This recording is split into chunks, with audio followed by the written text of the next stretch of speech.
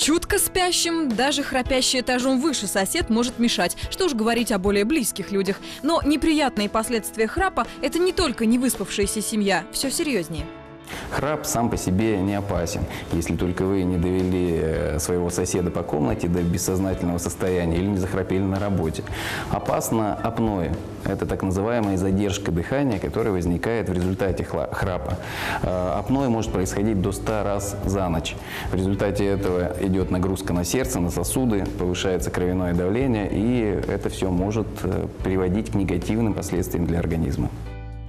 Храп – нередкое явление, и причин его возникновения может быть множество. От врожденного или приобретенного искривления носовой перегородки до воспалительных и отечных явлений в гортани. С этими причинами поможет справиться лор. Но если храп появился с возрастом из-за ослабления мышц гортани, можно снова привести их в тонус специальным упражнением.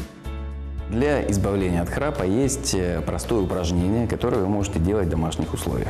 Для этого вам нужно максимально далеко вытянуть язык, захватить его салфеткой, ну или полотенцем.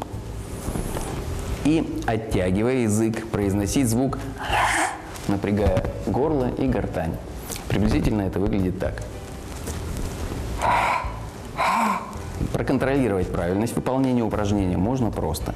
Вы должны ощущать напряжение в корне языка, ваше горло, гортань должна напрягаться. Ну, естественно, после упражнения ваши близкие должны почувствовать, что ваш храп стал меньше.